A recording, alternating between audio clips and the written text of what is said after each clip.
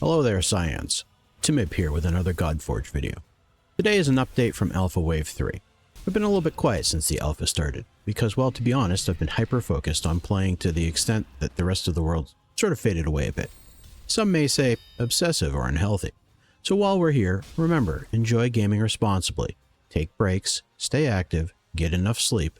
Your health matters more than any high score. Let's talk about what I enjoyed and didn't enjoy this wave. Lower legendary drop rates pre-stage 120, with epics being more plentiful. This is a double-edged sword in that legendaries were more rare, but epics were more plentiful, which made them more meaningful from last wave. Wave 1 and 2, I went from rares to legendary without so much as a side glance at most of the epics. This changed that in a positive manner, although I think that it may have frustrated some other Scions. RNG and hero pulls. I really felt like RNG was against me this wave. I didn't get my first speed legs or boots until after stage 60. My first legendary was Hel, who, no offense to those who like her, I kind of hate her ultimate. The more I used her, the more that I did find her ultimate actually fun, just it was a little bit annoying in the beginning. My second was Isis, who is a great support hero once you get her awakened to level 1. As I record this video, I'm at stage 150 and still do not have her awakened at all. My third was Hel again. This was kinda good news because I could awaken her. Bad news meant that I really had to use her longer than I wanted to. I used her until level 149 as my primary DPS. I didn't set out to be top 10, but I did want to be top 100. This was partially a me problem. I slept on Hel for 30 levels because I didn't like her kit. I should have started with her as soon as I got her at 30. I slept on Hound as a second defender, but I still felt like Achilles was a must-have for certain bosses to be able to get the DPS to down them in the time allowed, and I got him late. Guan Yu and Achilles got me the DPS I needed for most of the bosses. Did you have a terrible RNG moment this wave? Drop a comment below and tell me about it. Let's touch briefly on weapon changes. Everyone should know by now, Heka was a brokenly overpowered weapon. In Wave 1 and 2, it was gained 5% of hit points as attack. The new version is, at the start of battle, convert 50% attack into hit points. It sort of reverses its role. It hypothetically means that it's good on hit point champions. However, it is still entirely subpar to Worldsplitter. The original Worldsplitter was increase all stats by 2% in battle. The new one is, at the start of battle, increase hit points, attack, and defense by 5%. Without going too deeply into the math, here's a simple example for you. If your Anubis has 80k hit points with Worldsplitter, that 5% translates into an additional 4,000 hit points. Compared to the Heka with that same Anubis, which has about 2,000 attack, you'd gain about 1,000 hit points. Which would you rather have, 4,000 or 1,000? I'm going to give a wag of the finger at this next frustration point. Victory screen weapons display substats. However, when you go and you look in your inventory at them, they're different.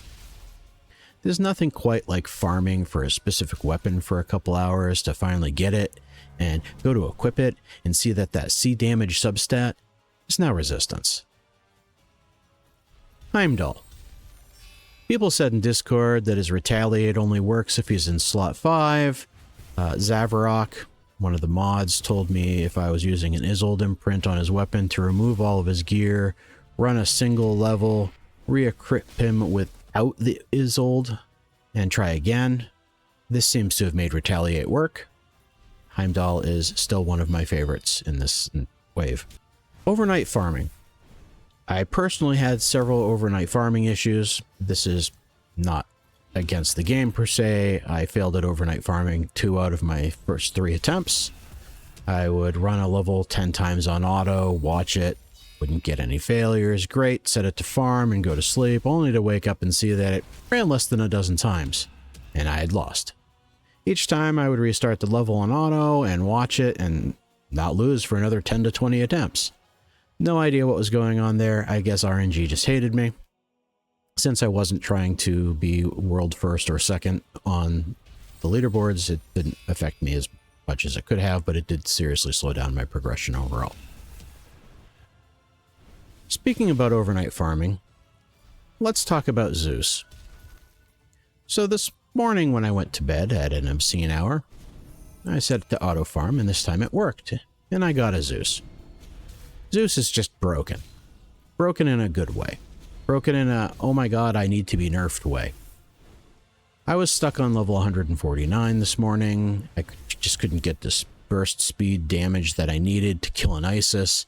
Getting a single Zeus during overnight farming made the difference. I took my gear off my Hell I was using and added him to the same team, and it was night and day. 5 turns in a row and an ultimate. This seriously needs to be nerfed. Let's talk about the contest. As you probably already know, there's a contest this wave. 7 people are going to get invites to go out to Vegas. Hell Hades has covered it in other videos. If you haven't seen that yet, I highly recommend you go check it out.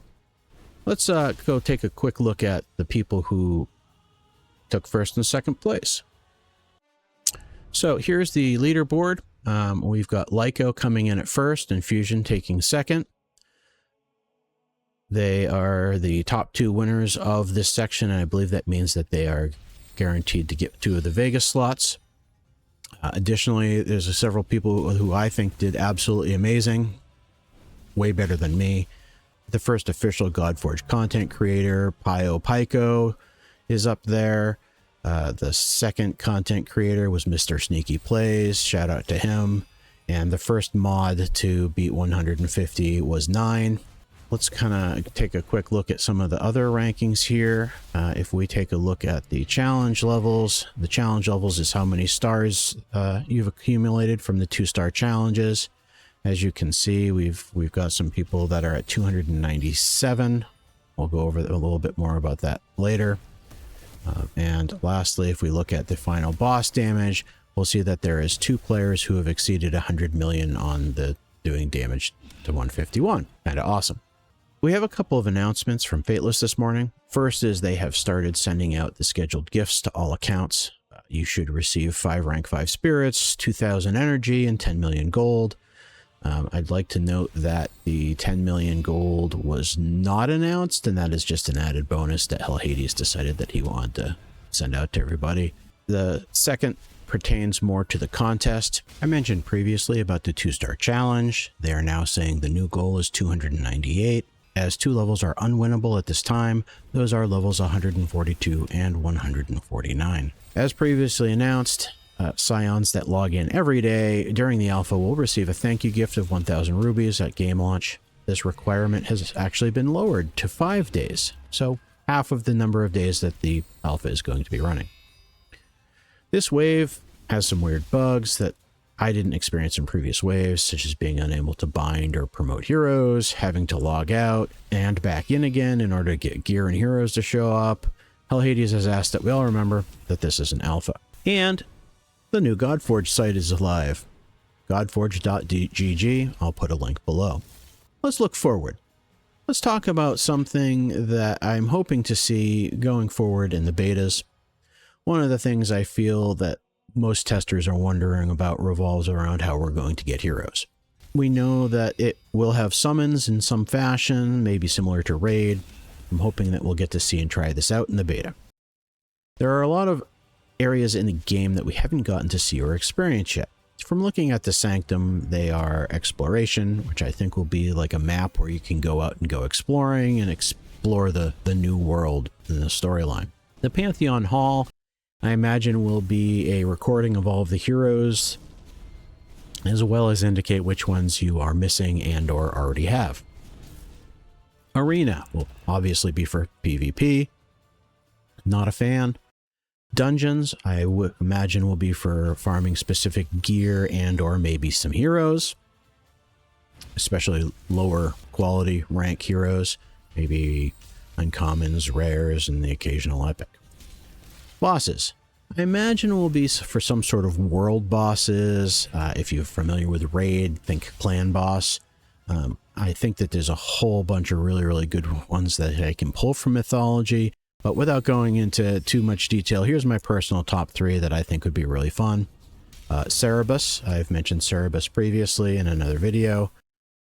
Amit, the Devourer of the Dead, the Alligator God, and maybe some sort of avatar of Ragnarok. Lastly is Campaign. I would expect in Campaign that the story would unfold there. The community in Discord has been fantastic for the most part. If you got stuck, pop in Alpha Chat, tell us where you are, what you have for heroes. We'll do our best to help out. There's a link to join us below. As this video was wrapping up, I checked the leaderboards one more time. And congratulations to the first 2 players to reach 298 stars. The first was Lyco, who you probably remember from the other leaderboard. As he has already won 1 category, he cannot win a second one as well, which means that Unbound Sage, who was the second person to reach 298 stars, is our first 2-star challenge winner.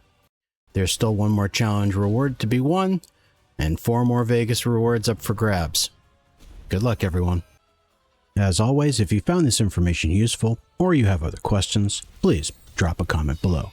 Until next time, Forge on.